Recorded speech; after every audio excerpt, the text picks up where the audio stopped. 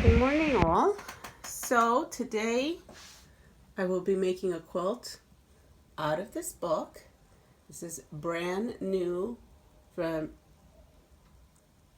Etia Sitar, and I have the block right there. And the one I'm making is called Mending Stars. I think that's what it's called. Let's see. Yep, Mending Star. And you can find that on page 90 in this book right here. Dita Star. Sitar, that's who wrote that. Dita Sitar.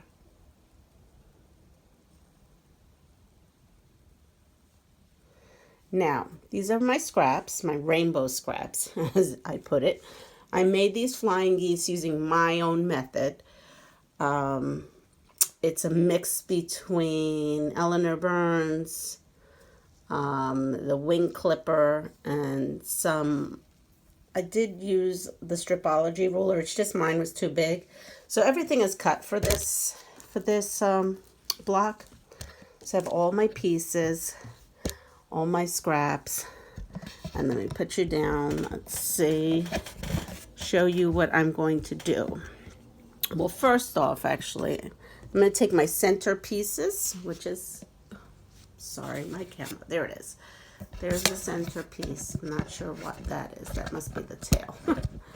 I had this, there we go. So this is the center piece. So I'm going to put that on my design board. I just made this design board. I used some foam core, I think that's what it's called, that I bought at the Dollar Tree. And I put a piece of felt, and I just bought pretty masking tape. So we're going to put the center down. The next thing we're going to do is put the sides. I call these the little side triangles, the background triangles. Put those. I'm building this so that when I go to make it, it'll be easier to put together. And then, here we go, I'm going to put this down. And then folks, you have to bear with me. I think I have to find a different camera stand. This camera stand is not working for me. All right.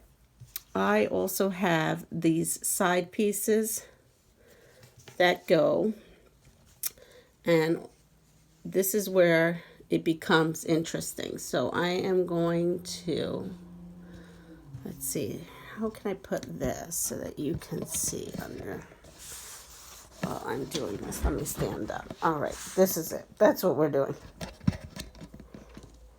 I'm going to do this one-handed. Put our side pieces.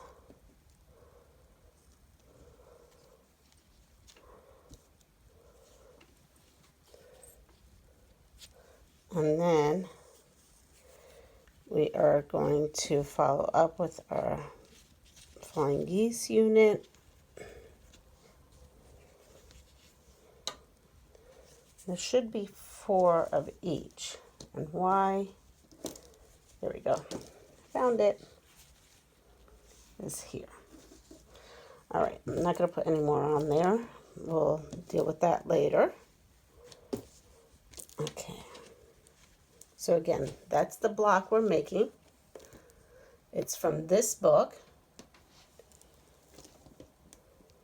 And there it is, the pieces that we are going to sew together. All right, here we go.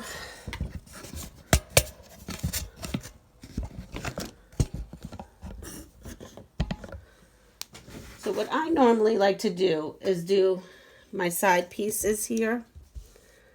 And I would take this, flip it over.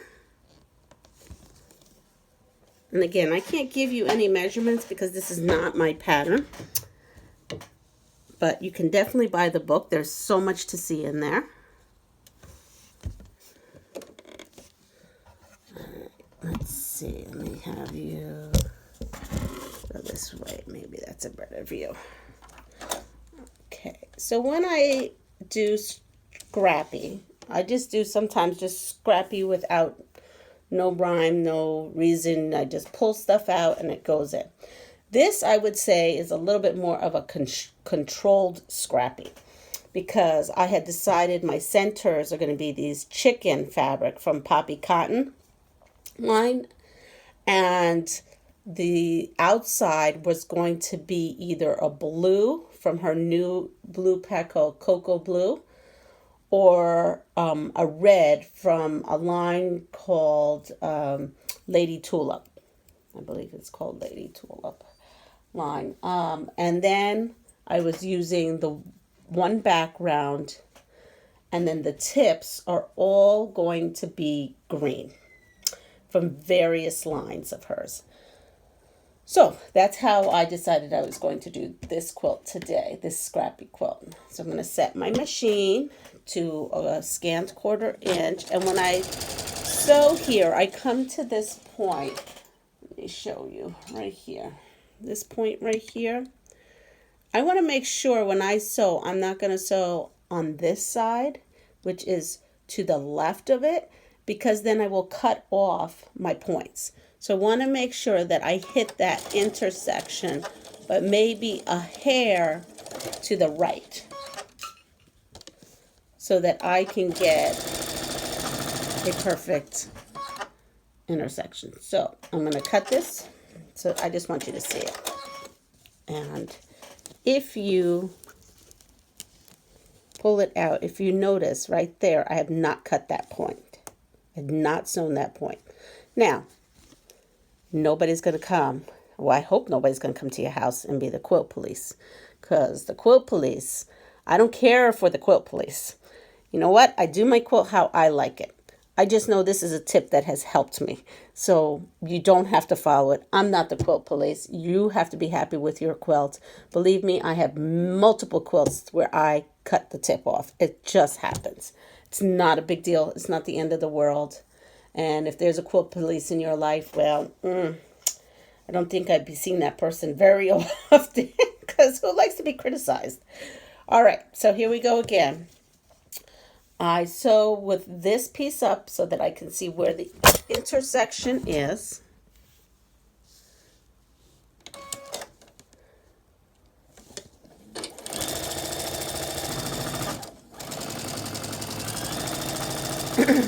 Again, if you know of something like a really good stand to hold your camera while doing these YouTube videos, please feel free to comment on the bottom. I love to take suggestions, because honestly, I do not know what I am doing when it comes to this whole filming situation. I just know that I love to quilt, and I love to take you guys on my adventures, hopefully inspire you, hopefully just spend time with you. So if you know of a better way of doing this, I'm very open-minded. In that case, you're not being the police, but you're helping me out, figuring out how to do this adventure in a positive and better way. All right, so now I've done all my little side, whoops, didn't cut it all the way, side units. And what you should do is you should press them.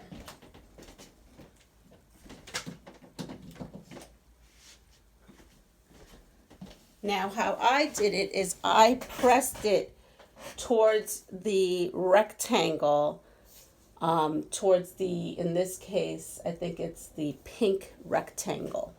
So I'm just waiting for my iron because I wasn't prepared.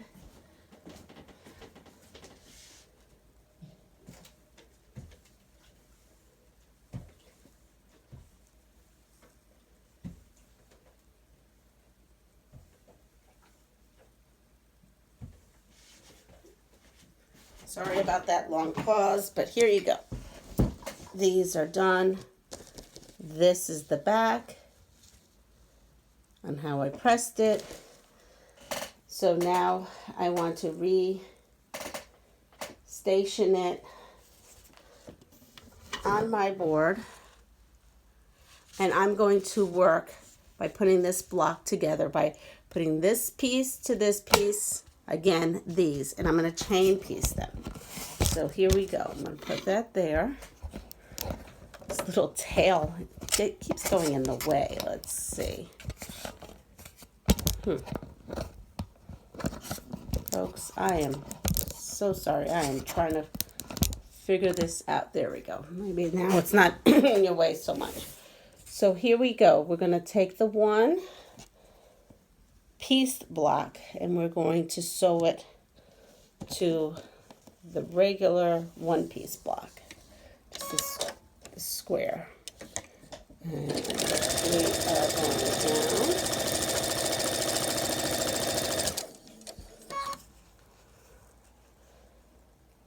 And then I'm taking the next piece. And you're going to see what I'm going to do. So take that piece, put this square on top. And I am chain piecing this on.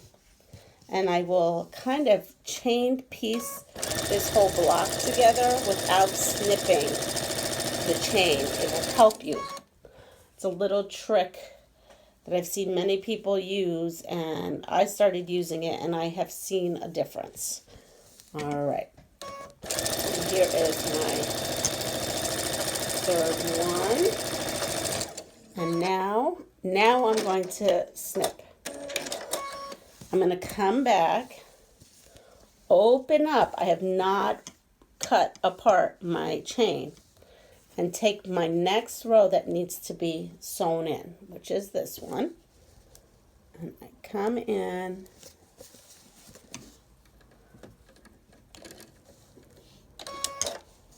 and I sew 1/4 of an inch again. And I stop. I open up my next one.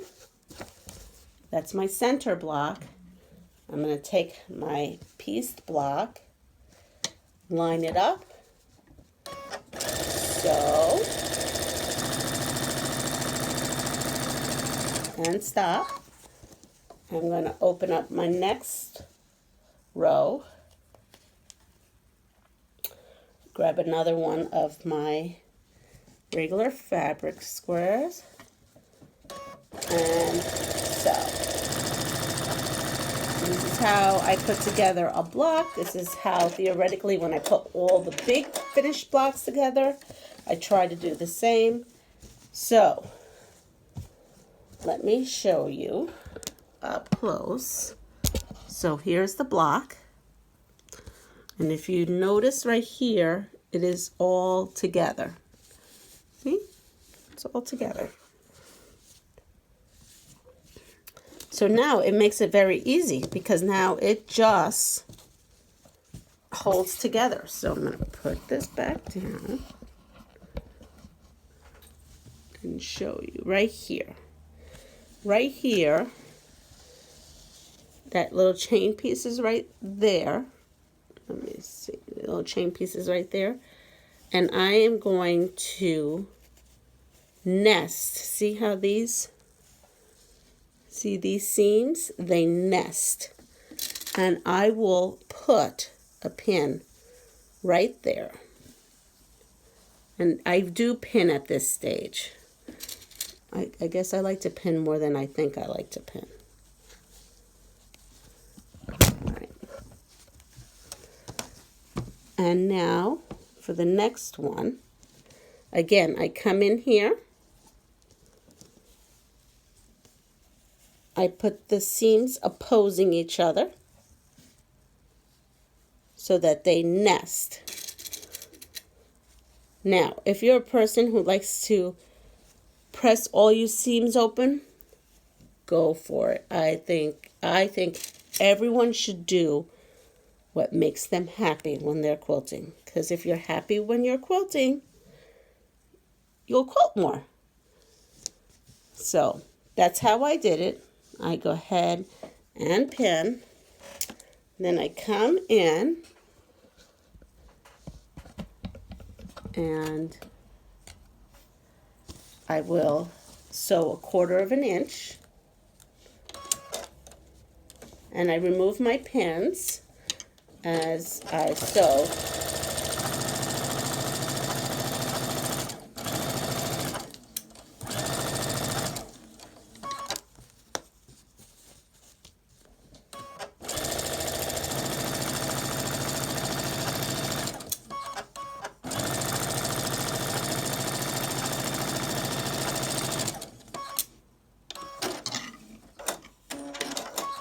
Now I open up my block. Again, I look at my points. And then I move on. And I do the same thing on this side because as you can see, the chain is there. So I come in and I do the opposing seams, nest them, and I stick a pin in them. Then I come in after sticking that pin and I come over here and I stick a pin at the beginning. So I have a pin at the beginning, one in that intersection. Again, opposing seams, going towards that way. And then one at the end. This way, if anything is a little screwy, whatever is a little screwy will get eased in as you sew it. So now I am going to do 1/4 inch again. 1/4 inch is like basically you have to practice with 1/4 inch or set your machine in practice with 1/4 inch because in quilting it makes a big difference if you do not have a perfect 1/4 inch or scant 1/4 inch. Some patterns will read.